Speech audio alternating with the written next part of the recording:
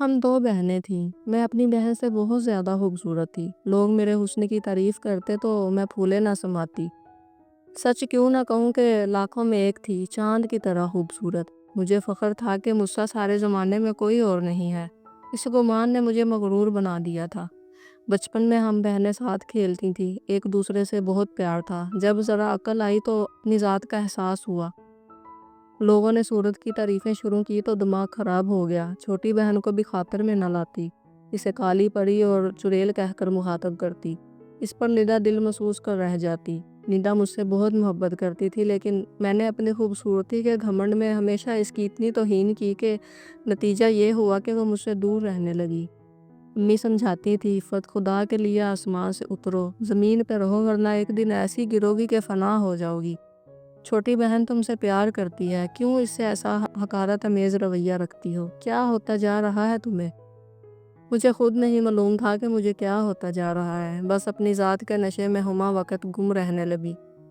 ابا بیچارے سفید پوش تھے، بڑی محنت سے کما کر لاتے تو ہم دو وقت کی روٹی پیٹ بھر کر کھاتے تھے۔ ماں سادہ سی اور کفایت شار تھیں، انہوں نے کبھی غرور نہ کیا، ہماری ہمیشہ اچھی تربیت کی کوشش کی، لیکن جب کسی کی کم بختی آتی ہے پھر وہ کسی کے سمجھانے سے بھی نہیں سمجھتا۔ میں جب اسکول جاتی، لڑکے پیچھے آتے اور کہتے وہ دیکھو حور جا رہی ہے۔ ان دنوں میں 8ویں میں تھی۔ مجھے اپنے گھر کے حالات کا بالکل احساس نہ تھا۔ امیر لڑکیاں ساتھ پڑھتی، ان سے دوستی کے شوق میں ماں سے آئے دن نئے لباس اور جولری کی فرمائش کرتی رہتی۔ والدہ مطالبات پورے نہ کر سکتی تھی تو لڑتی جھگڑتی اور ان کا سکون برباد کر ڈالتی۔ مجھے پڑھنے کا شوق نہ تھا، لیکن نئے فیشن اور لباس کی بہت چاہ تھی، جس سے والدہ لڑکیوں کی تعلیم سے بدظن ہو گئیں۔ ایک مشکل یہ تھی کہ جب اسکول میں کوئی فنکشن ہوتا، مجھے ڈرامے میں مرکزی کردار دیا جاتا، کبھی شہزادی کا رول تو کبھی ملکہ کا۔ تب ویسا لباس بھی بنوانا ہوتا تھا، جبکہ امی جان کی اس حیثیت سے باہر تھیں۔ ایسی فضول خرچیاں۔ اس بار جب ایک فنکشن میں مجھے شہزادی کا رول ملا تو میں نے امی سے کہا کہ مجھے خوبصورت لباس بنوا دیں۔ وہ بولیں کہ میری شادی کے دن کی خوبصورت ساڑی رکھی ہے، اس کو کٹوا کر تمہاری مرضی کا لباس بنوا دیتی ہوں، لیکن میں اڑ گئی کہ نہیں، مجھے نیا لباس چاہیے۔ اس پر والدہ کا صبر کا پیمانہ لبریز ہو گیا۔ انہوں نے سختی سے کہا کہ ڈرامے میں حصہ لینے سے انکار کر دو، ورنہ میں نے تمہیں اسکول سے اٹھوا لینا ہے۔ جب ضد پر اڑ گئی تو انہوں نے والد سے میری شکایت کر دی۔ انہوں نے ہم دونوں بہنوں کو ایک ساتھ اسکول سے اٹھا لیا، کیونکہ وہ اکیلی ندا کو اسکول نہیں بھیج سکتے تھے۔ اس وقت تو بالکل احساس نہ ہوا کہ میری ضد کی وجہ سے چھوٹی بہن کا بھی مستقبل تاریک ہو رہا ہے۔ جب اسکول نہ گئی تو انہوں نے خود نام کاٹ دیا اور ہم دونوں بہنیں گھر بیٹھ گئے۔ حالانکہ ندا کو پڑھائی کا بہت شوق تھا، مگر وہ میری وجہ سے تعلیم سے محروم ہو گئی۔ ندا کو اسکول نہ جانے کا غم تھا، مگر میں ویسی ہی حشاش بشاش تھی۔ صبح تڑکے بیدار ہونا، تیار ہو کر اسکول جانا برا لگتا تھا۔ نیند ٹوٹتی تھی تو برا حال ہوتا تھا۔ سونا چاہتی تھی تو ماں بار بار جھنجھوڑ کر جگاتی۔ تب سوچتی کہ کیا مصیبت ہے، سونے نہیں دیتی ہیں، آخر کیا ملے گا پڑھ کر مجھے؟ کاش کہ امی مجھے زبردستی پڑھنے نہ بھیجا کریں۔ صبح تک سوئے رہنے کی وجہ سے اسکول کی بلا وجہ چھٹیاں کیا کرتی اور ندا میرے لیے پریشان ہوتی، کیونکہ چھٹی کرتی تو اسے بھی لازماً کرنا پڑتی۔ ہم دونوں 8ویں میں ساتھ پڑھتی تھی۔ بڑی ہونے کے باوجود ایک سال پیچھے چل رہی تھی، کیونکہ ایک بار فیل ہو چکی تھی۔ ایک روز پھپھی ہمارے گھر آئیں۔ جب ان کو پتہ چلا کہ ہم نے پڑھائی چھوڑ دیا ہے تو وہ امی پر خفا ہوئیں کہ کیوں ان کو اسکول سے اٹھا لیا۔ امی نے میرے کرتوت ان کو بتائے اور یہ کہہ کر ٹال دیا کہ پڑھ کر انہوں نے کون سا تیر مار لینا ہے، اسکول گھر سے کافی دور ہے، آوارہ لڑکے پیچھے لگ جاتے ہیں، تبھی تمہارے بھائی نے منع کر دیا ہے کہ یہ گھر سے باہر نہ نکلے۔ ہاں صحیح کہتی ہو، ہماری عفت ہے بھی تو اتنی خوبصورت، ضرور لڑکے پیچھے لگتے ہوں گے۔ خوبصورت لڑکیوں کو تو کچھ زیادہ ہی حفاظت کرنی پڑتی ہے۔ سچ زمانہ بہت خراب ہے۔ وہ اپنی گلی کی 1-2 لڑکیوں کے قصے سنا کر چلی گئیں، جن کو سن کر اماں کے دل میں اور اول اٹھنے لگے۔ انہیں لگا کہ انہوں نے ہمیں اسکول سے اٹھا کر بہت صحیح فیصلہ کیا ہے۔ 16 سال کی تھی تب کہ میرے لیے رشتے آنے شروع ہو گئے۔ ہم غریب ضرور تھے، لیکن حسن کی دولت بھی ایک قیمت رکھتی ہے۔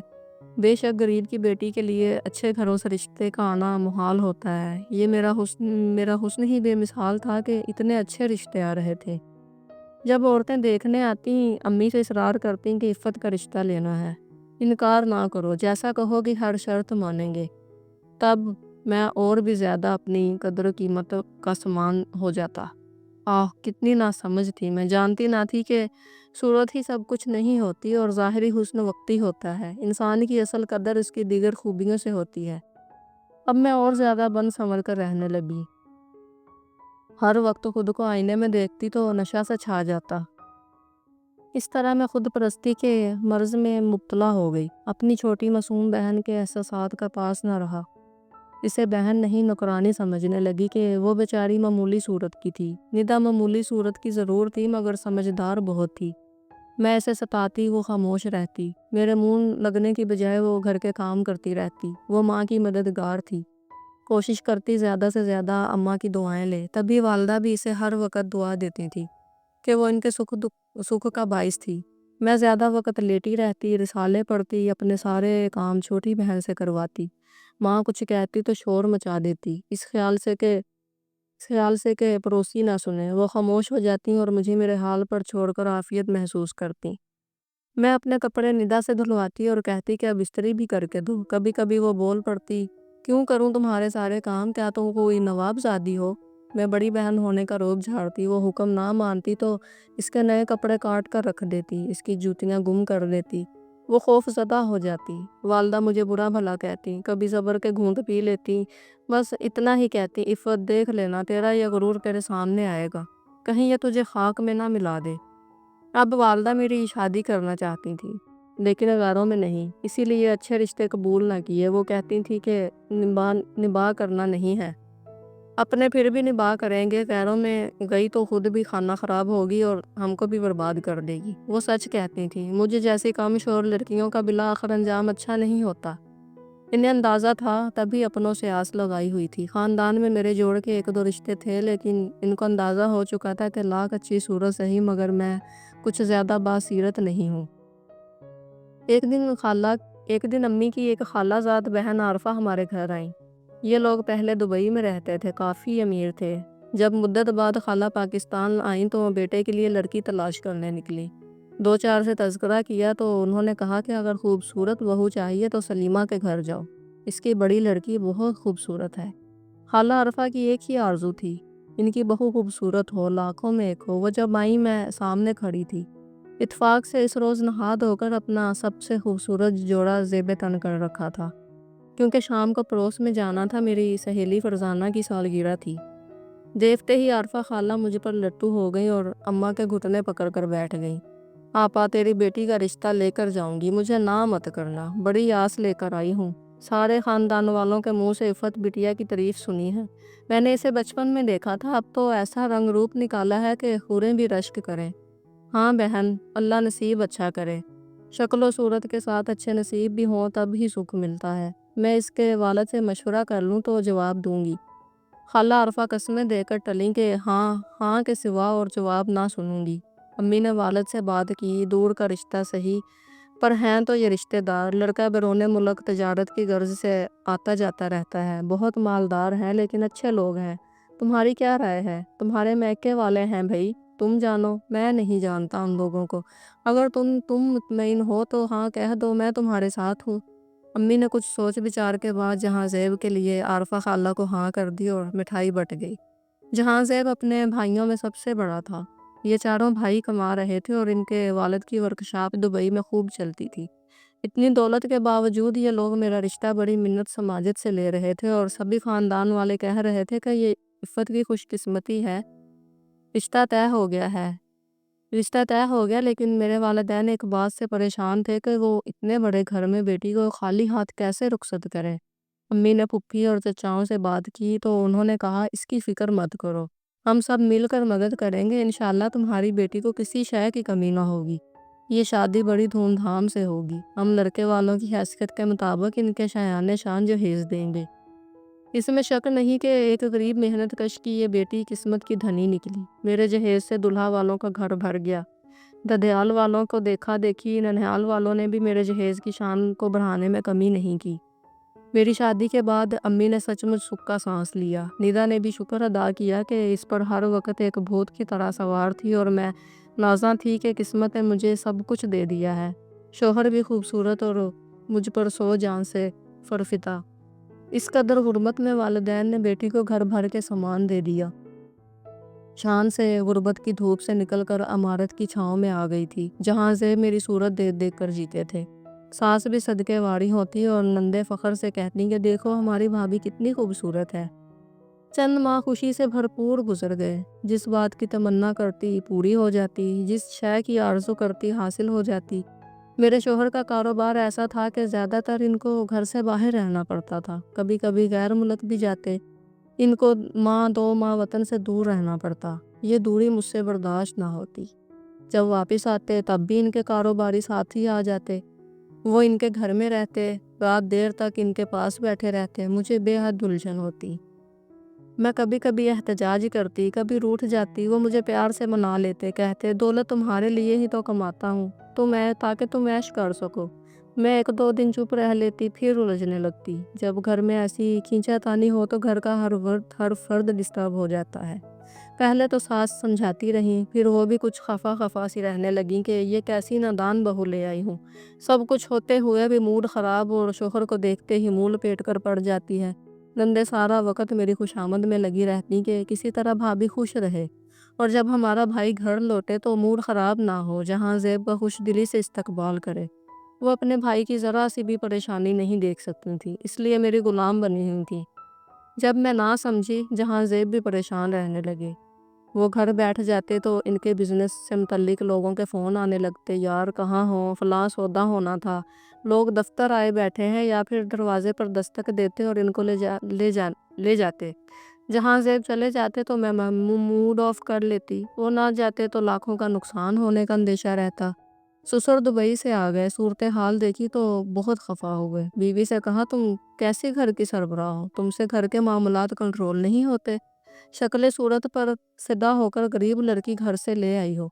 میں سمجھا تھا کہ آرام و سکون کی دولت پا کر یہ لڑکی ہماری بات مانے گی، اس گھر کے سکون کا خیال کرے گی۔ اس نے تو میرے بیٹے کو ہی پریشان کر کے رکھ دیا ہے۔ یہ اپنے گھر کی لاڈو ہوگی، یہاں اسے ہمارے طریقے سے رہنا ہوگا۔ یہ کہاں کی نوابزادی ہے کہ ہر وقت پلنگ پر پڑی رہتی ہے، میری بیٹیوں سے خدمت لیتی ہے اور وراتی بھی ہے۔ سیدھے سباؤ نہیں سمجھتی تو میکے بھجوا دو، 4 روز میں عقل ٹھکانے آ جائے گی اس کی۔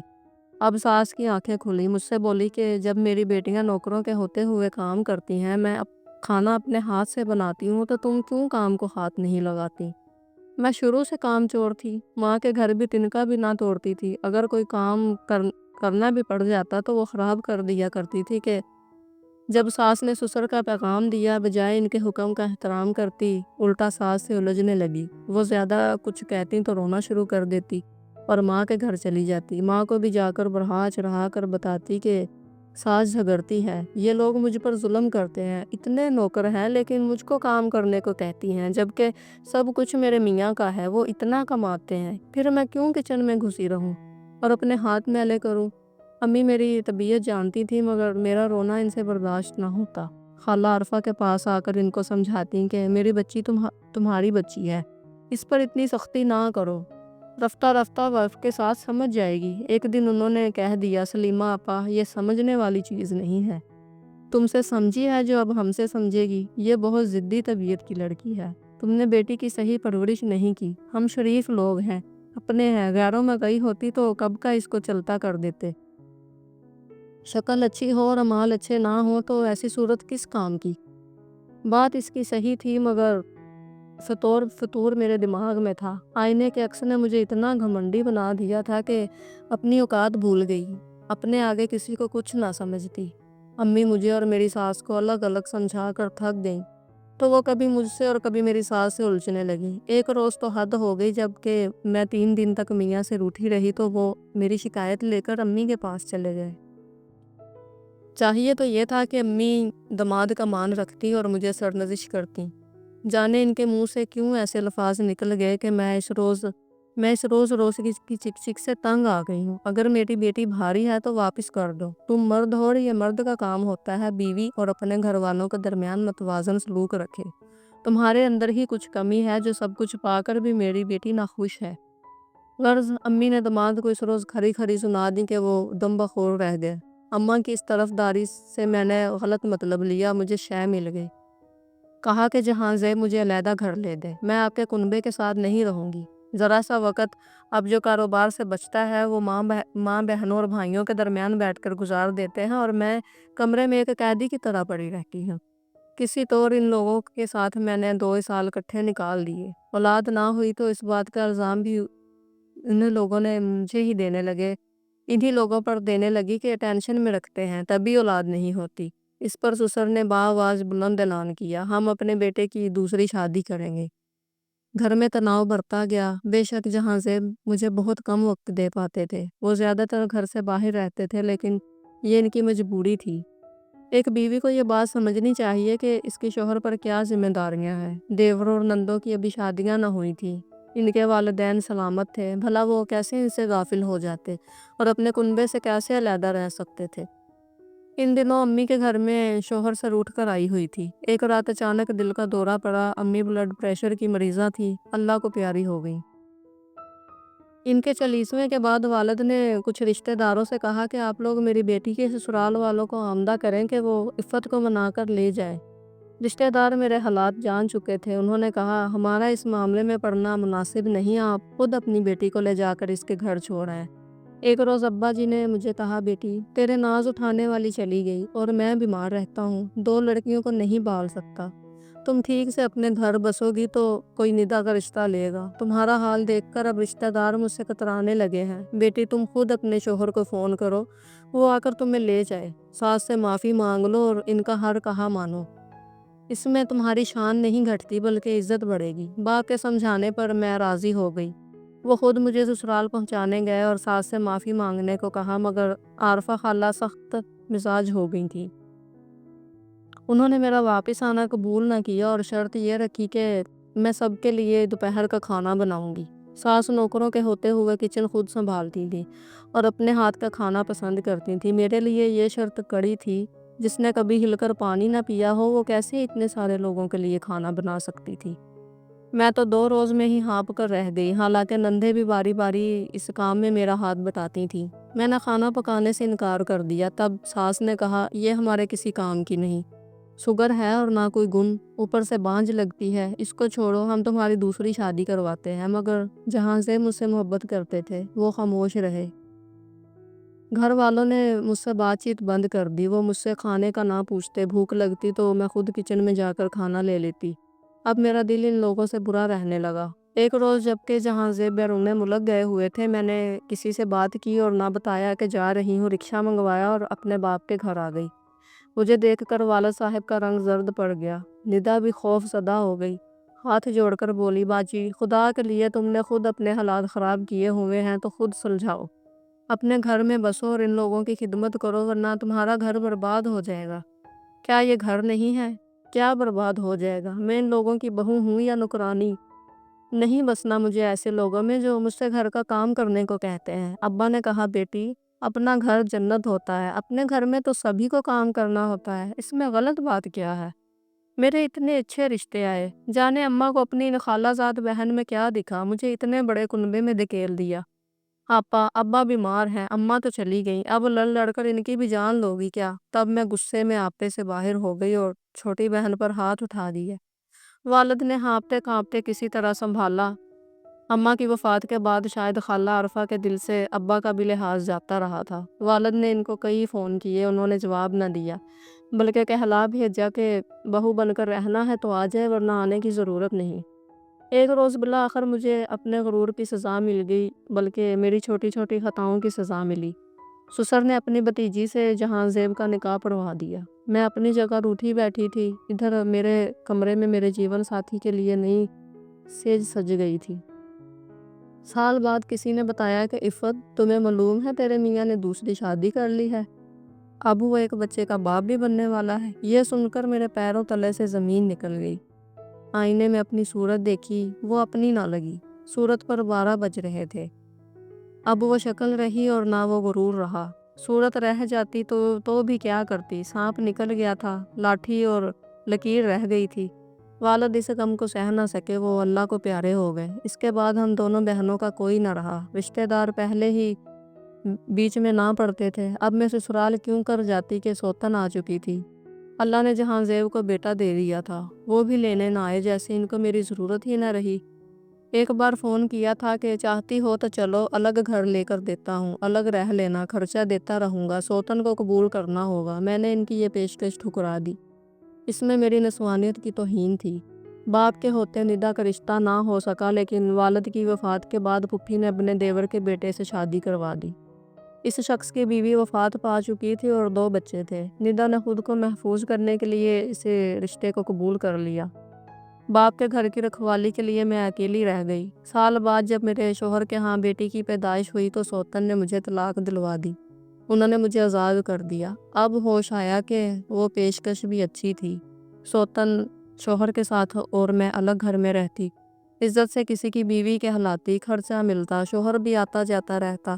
کیا پتہ اللہ اولاد بھی دے دیتا، اس کی پرورش میں لگ جاتی، زندگی کا کوئی مقصد تو ہوتا۔ میری کم عقلی خاندان والوں پر کھل چکی تھی۔ کوئی مجھ سے ملنا اور بات کرنا پسند نہ کرتا تھا۔